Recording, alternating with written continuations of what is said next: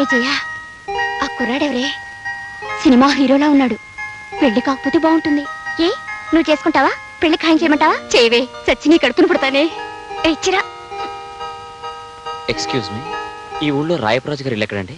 మీరు ఆయన కలుసుకోవడానికి వచ్చారా?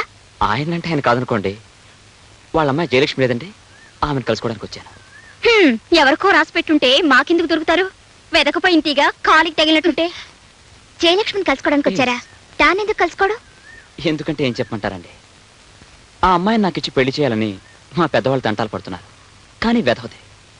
మనలాంటి వాళ్ళకు టేస్ట్ అంటూ ఉంటుంది కదండి. చూడండి, ఇష్టం లేని బట్టల్ని కట్టుకోవడానికి మన మనసు ఒప్పదు. అలాంటిది ఇష్టాయిష్టాలు చూసుకోకుండా భార్యను ఎలా కట్టుకుంటాం చెప్పండి? అందుకే అమ్మాయిని చూడడానికి సీక్రెట్గా సీఏడిలా వచ్చాను. ఇంతకీ అమ్మాయి మీ అదృష్టం, ఆ అమ్మాయి ఇక్కడే ఉంది. That's good. నా పెళ్లి చూపులు కాస్త దేవాలయం ముందు దేవుడి సమక్షంలో జరిగిపోతున్నాయి. నాకు చాలా ఆనందంగా ఉంది.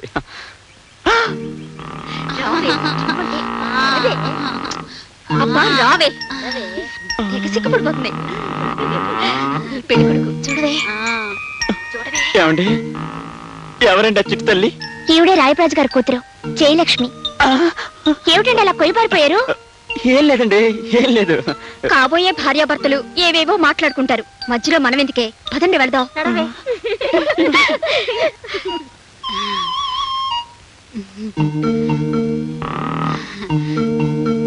ఏమండి, నన్ను చూడడానికి మీరు వచ్చినందుకు చాలా థ్యాంక్స్. థ్యాంక్స్. సరే చూడండి గజలక్ష్మి గారు, నా పేరు గజలక్ష్మి కాదండి, జయలక్ష్మి. అదే జయలక్ష్మి గారు, రాయప్రాజు గారు కూతురు గారు. మీ అమ్మగారు కూడా మీలాగా పుష్టిగా ఉంటారా? పుష్టిగా కాదండి, నాలాగా సన్నగా అందంగా ఉంటారు. ఏ నేను మీకు నచ్చలేదా? ఎందుకు నచ్చలేదండి, బ్రహ్మాండంగా నచ్చారు. ఏమండి ఆగండి, ఏమిటలా పుంజాల చుట్టూ పారిపోతున్నారు? పెళ్లి కూతురు నచ్చలేదా? ఎందుకు నచ్చలేదు? కట్టుకున్న పెళ్ళాం ఇలా కోడ్రామూర్తి లాంటి శాండో అయితే ఆ భర్తకు కావాల్సిందేముంది? బోలెడంత సేఫ్టీ. వస్తా. ఆగండి ఆగండి, మీ భార్య ఎలా ఉండాలని చెప్తే అలా మా ఫ్రెండ్ని తయారు చేస్తాం. అడిగారు కాబట్టి చెప్తున్నాను. నా భార్య చూడటానికి సన్నజాజి తీగలాగా సుకుమారంగా ఉండాలి. మాట్లాడితే వేన మీటినట్టు, నడిస్తే నాగమల్లి నడిచినట్టు. ఒక్క మాటలో చెప్పాలంటే అచ్చం మీలాగే ఉండాలండి. నవ్వుతారేంటండి?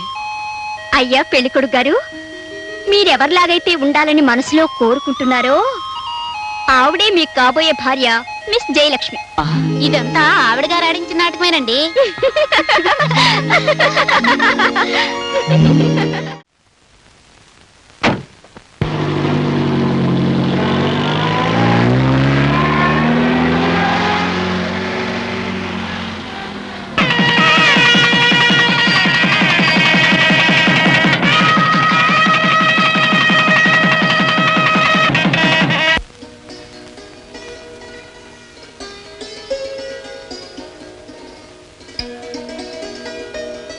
ఏమ్మా, అలంకరణ పూర్తయిందా? మీరంతా ఒకసారి బయటకు వెళ్ళండి. అలాగే పదండి వెళ్దాం. రామ్మా, రా తల్లి, కూర్చోమ్మా.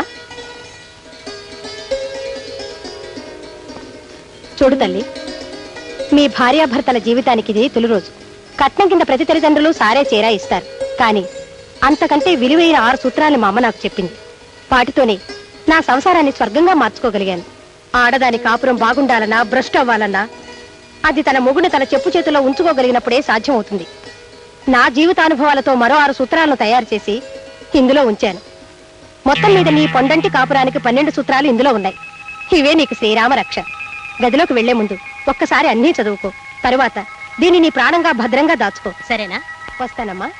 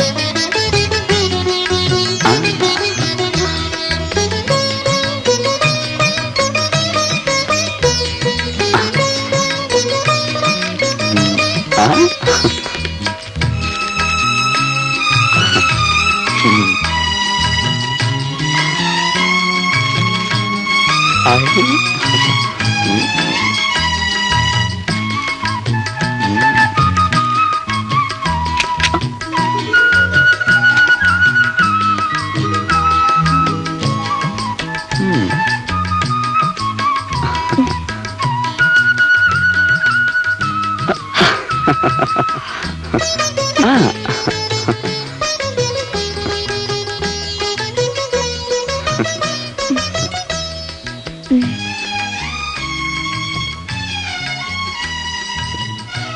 తర్వాత తాగుతా.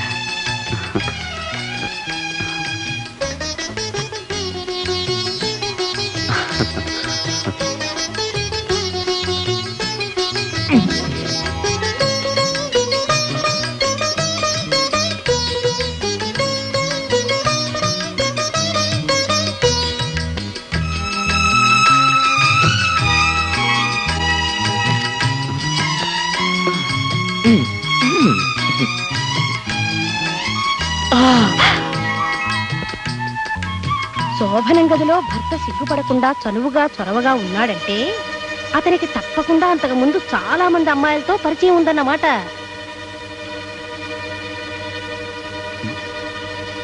ఏమిటిది అలా చూస్తుండిపోయావు? ఏమండి మీకింతకు ముందు ఎంతమంది అమ్మాయిలతో పరిచయం ఉంది? First night is best night అని ఫస్ట్ నుంచి పెద్దలంటుంటే ఈ స్వీట్ నైట్ లో ఇంత హాట్ క్వశ్చన్ వేస్తావా? శోభనం గదిలో భర్త చనువుగా చొరవగా ఉన్నాడంటే అతనికి ఇంతకు ముందు చాలా మంది అమ్మాయిలతో పరిచయం ఉన్నట్టు మా అమ్మ చెప్పింది. ఓహో, మీ అమ్మ ఫిట్టింగా? నేనేదో కాలేజీలో చెప్పారేమో అనుకున్నానులే.